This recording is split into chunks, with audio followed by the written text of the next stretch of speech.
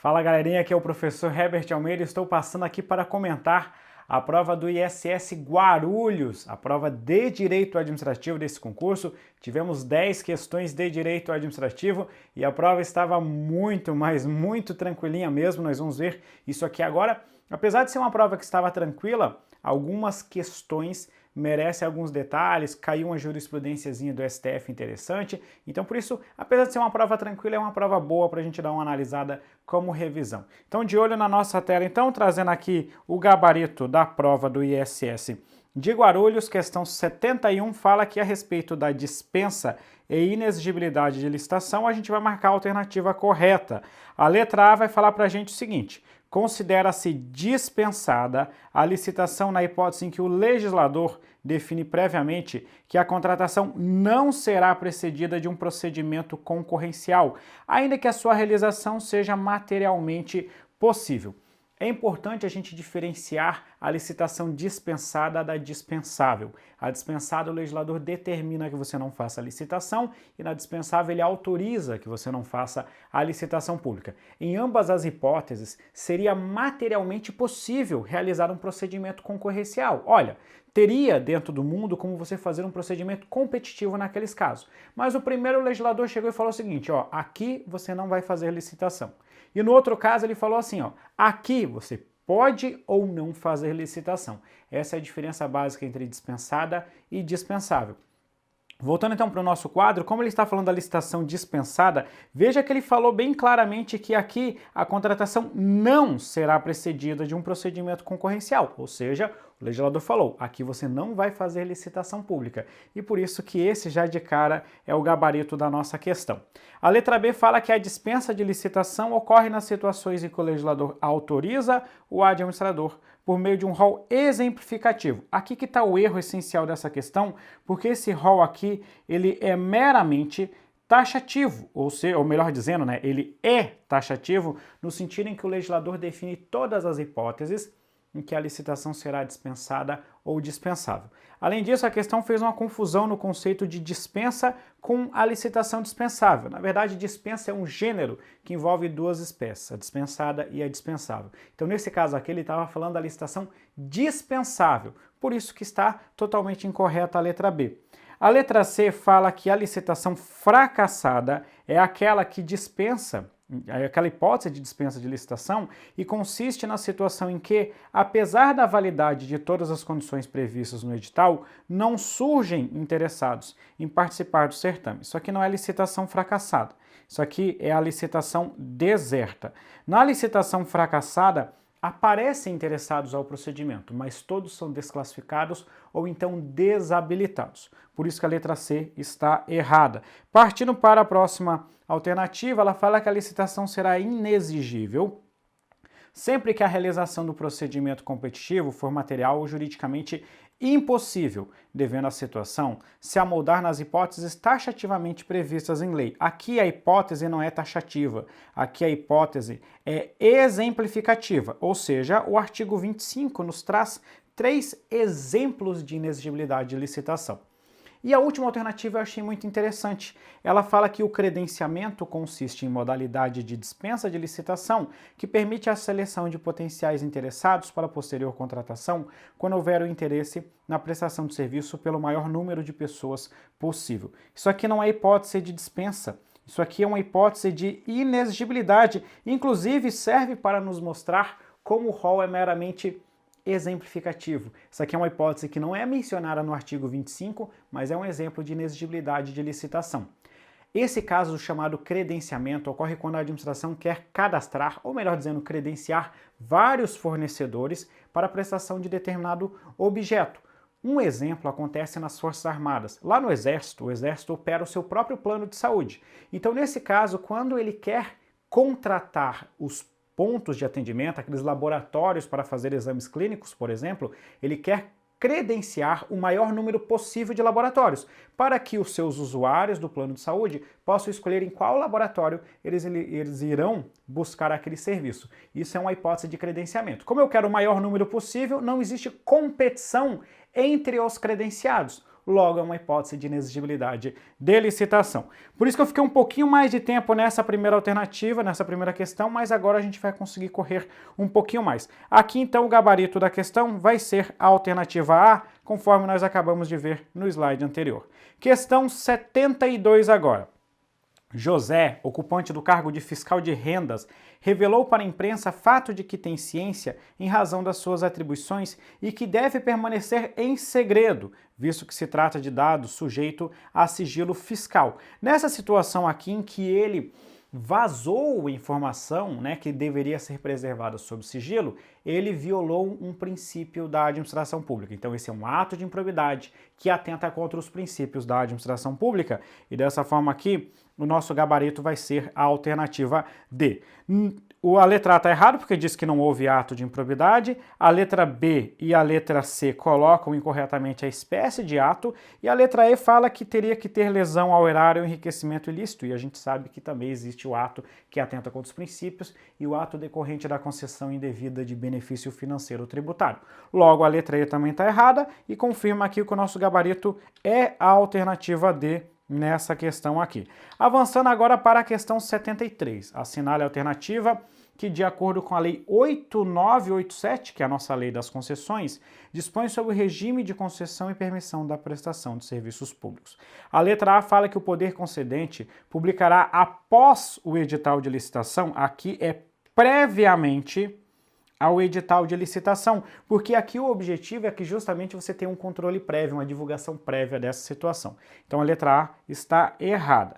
Letra B, serviço adequado, é o que consiste, ou melhor dizendo, é o que satisfaz as condições de regularidade, continuidade, eficiência, segurança, atualidade, generalidade, cortesia na sua prestação e modicidade nas tarifas. Esse aqui é o nosso gabarito, é o exato conceito que consta lá no artigo 6º sobre serviço adequado.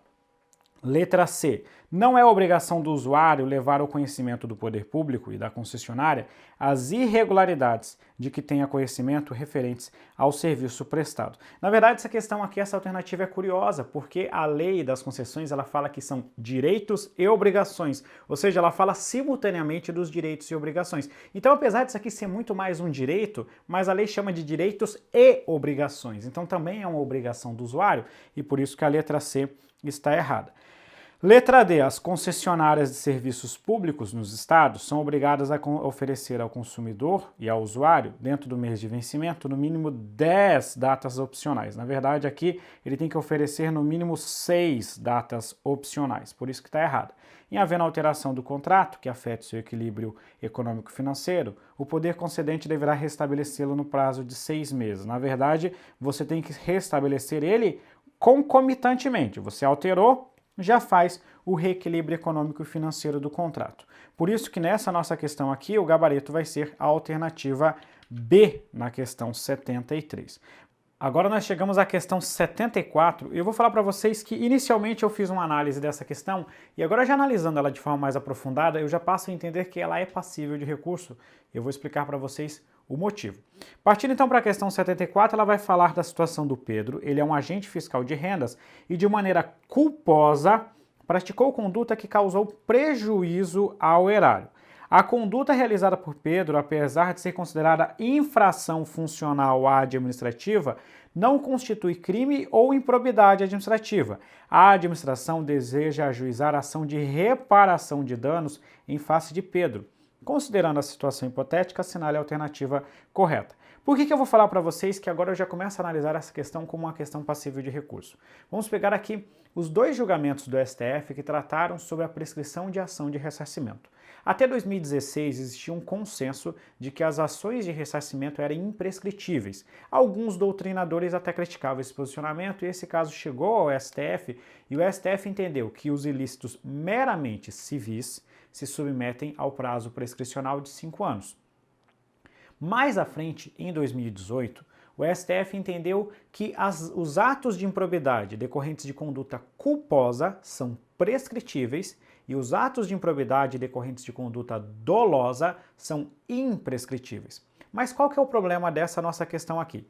Em 2016, o acórdão do STF foi expresso ao dizer que aquele entendimento não se aplicava às condutas funcionais. Então, eu não posso aplicar o entendimento de 2016 ao caso dessa questão. Já no entendimento de 2018, o STF estava tratando especificamente de improbidade administrativa. Então, partindo para o nosso quadro, eu tenho a seguinte situação. Em virtude do que ele fala aqui, que é uma infração funcional administrativa, eu não posso aplicar a decisão de 2016. E por dizer que não é crime nem improbidade administrativa, eu não posso aplicar o posicionamento de 2018. Logo, a gente fica numa situação meio complicada, porque, em tese, eu aplicaria então aqui o gabarito da letra A, que diz que a ação, a pretensão da administração, em face do Pedro, seria imprescritível. Por quê? Porque nem o RE de 2016, nem o RE de 2018 se aplicam a essa situação. Essa é uma interpretação que eu até acredito que a banca irá fazer nesse momento, justamente porque ela deixou claro aqui, que é uma conduta funcional. Ela teve um propósito ao colocar isso ali no enunciado da questão. Agora, se eu fosse um doutrinador e estivesse discutindo esse tema aqui, eu iria aplicar como gabarito a alternativa C. Mas, professor, qual o seu fundamento para colocar a letra C como gabarito, colocando o prazo de 5 anos? Pelo seguinte aspecto, olha só.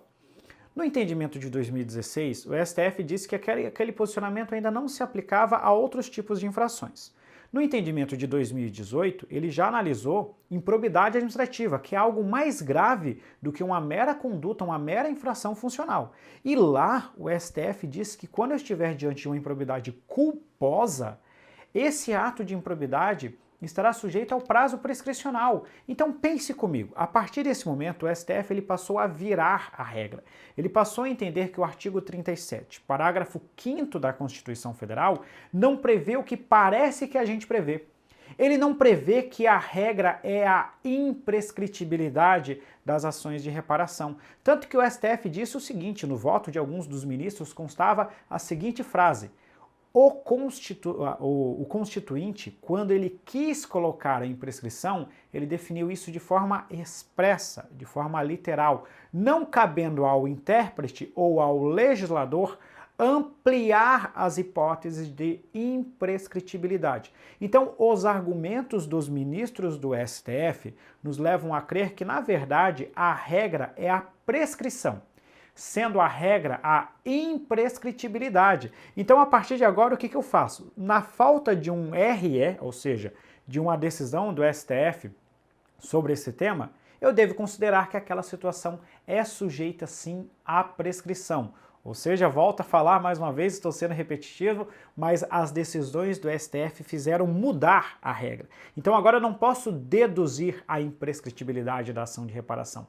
Pelo contrário, a imprescritibilidade ela deve estar fundamentada ou diretamente na Constituição Federal ou no posicionamento do STF sobre esse tema. Então eu consideraria como gabarito a alternativa C, apesar de imaginar que a VUNESP vai trazer a letra A como gabarito. Professor, não fique em cima do muro, dê um gabarito. Eu vou dar o meu gabarito. O meu gabarito na prova eu marcaria a letra C, mas acredito muito que possa aparecer letra A como gabarito da VUNESP. Então vamos lá, colocando aqui uma bolinha e um X aqui para ficar essa situação da possibilidade de um gabarito divergente.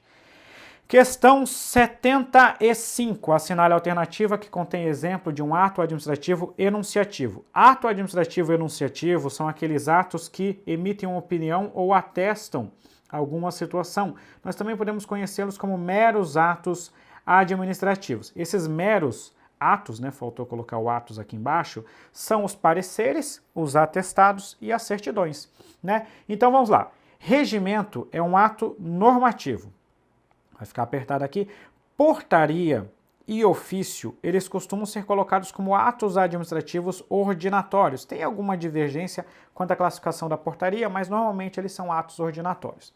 A autorização é ato administrativo negocial. E sobra a certidão, que é um exemplo de ato enunciativo. Certidão, atestado e parecer são exemplos de atos enunciativos. Com isso, a questão 75, o gabarito é a alternativa D.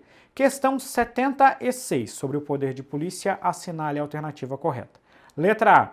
Via de regra, o poder de polícia não é autoexecutório, dependendo de ordem judicial para ser implementado. Está errado, porque os atributos do poder de polícia formam o nosso DAC, de discricionariedade, autoexecutoriedade e coercibilidade. Por isso que o gabarito vai ser aqui a alternativa C, que faz o nosso DAC, né, faz a A está errada e faz a C está certa. A letra B fala que o ciclo de polícia tem 3 fases. Na verdade, o ciclo de polícia ele é composto por 4 fases. Nós temos a ordem de polícia, o consentimento, a fiscalização. A gente até pode colocar coerção, mas normalmente a gente fala aqui em sanção de polícia. Então está errada a letra B. A letra D diz que é inconstitucional a atribuição às guardas municipais do exercício do poder de polícia de trânsito, pois tal poder é indelegável. Primeiro que nós sabemos que existem hipóteses em que o poder de polícia é delegável às entidades administrativas. Além disso, o STF já reconheceu, em repercussão geral inclusive, que é constitucional a delegação do exercício de poder de polícia de trânsito às guardas municipais. E normalmente guarda municipal é uma autarquia municipal. A autarquia é entidade de direito público e para as entidades de direito público eu posso sim delegar o exercício do poder de polícia. Então a letra D está errada e a letra E fala que o poder de polícia pode ser caracterizado com o objetivo de assegurar o interesse público, ainda que suprima o núcleo essencial dos direitos fundamentais. É lógico que não pode suprimir, né, o que é direito fundamental. Gabarito aqui, alternativa C. Vamos agora para a questão 77. A respeito dos contratos firmados pela administração pública, assinala a alternativa que está de acordo com a Lei de Licitações.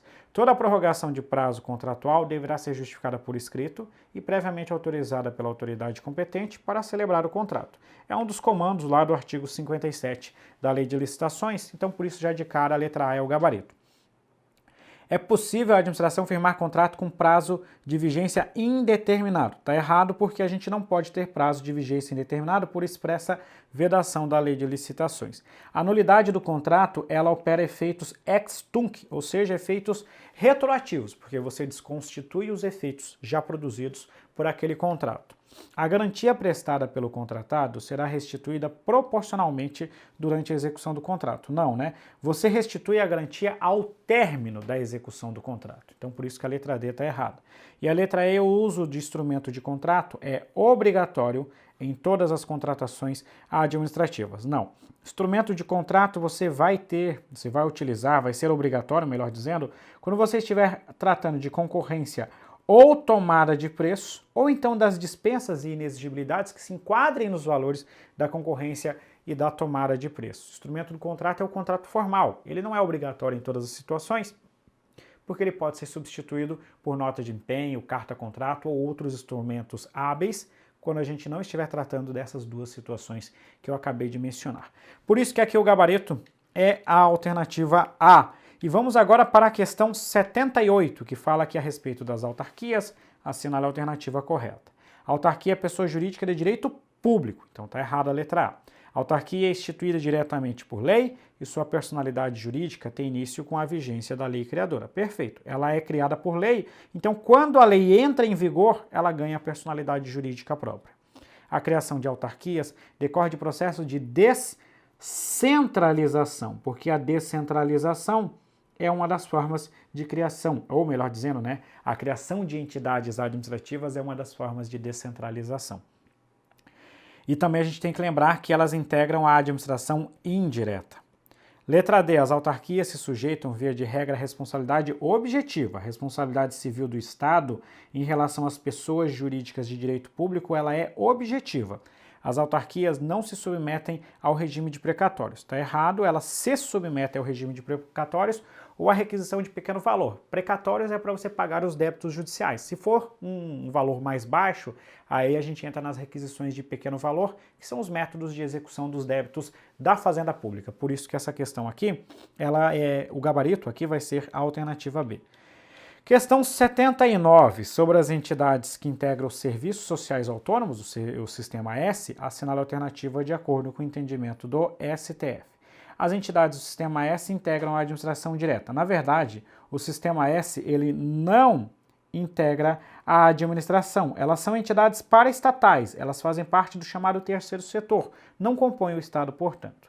as entidades do Sistema S estão submetidas à exigência de concurso público. Também não, né? A consequência é que elas não fazem concurso público, elas não precisam licitar, só que a única coisa que tem é que elas têm o dever de prestar contas ao Tribunal de Contas da União, mas não faz concurso nem licitação com base na Lei 8666. Voltando para o quadro, então, o Sistema S ostenta a natureza de personalidade de direito público. Também não, né, porque elas são entidades privadas. Letra D. As contratações feitas pelas entidades integrantes do Sistema S se submetem a processo licitatório. Também não, elas não fazem licitação. E a letra E, que vai ser o nosso gabarito, diz que elas têm natureza privada e possuem autonomia administrativa, motivo pelo qual não se submetem ao processo licitatório disciplinado na Lei de Licitações. Perfeito, esse é o nosso gabarito, porque elas não fazem licitação, possuem autonomia própria, porque são entidades privadas, e além disso, elas possuem natureza privada, pois são entidades privadas. Gabarito alternativa E, aqui na 79. E a questão 80, que vai fechar o nosso bloco, fala que para a gente assinalar a alternativa com base nos princípios explícitos da Constituição Federal. É só buscar aqui o nosso LIMP, de legalidade, impessoalidade, moralidade, publicidade e eficiência. Gabarito já, aqui a alternativa B, eles só fizeram a alteração da ordem, mas é a letra B, não tem muito o que discutir. As demais alternativas, elas vão citar alguns princípios implícitos, né, que a gente sempre vai identificando aqui, ó, já vou riscando direto com vocês. São princípios aplicáveis à administração pública, mas são todos esses aqui que eu estou riscando princípios implícitos, né, confiança legítima, segurança jurídica. Então, beleza, com isso o gabarito é a alternativa B e dessa forma a gente fecha aqui a análise da nossa prova do ISS Guarulhos. Então, tirando aquela questãozinha do prazo prescricional, que dá para a gente conversar um pouquinho mais, as demais estavam bem tranquilas, provinha suave, espero que vocês tenham ido muito bem, espero que vocês tenham gostado também aqui da nossa correção. Se gostaram, deixa aí o seu curtir, não se esqueçam de se inscrever no nosso canal aqui, porque a gente está sempre postando correção de prova, dicas e outras coisitas mais. Galera, um grande abraço e até a próxima.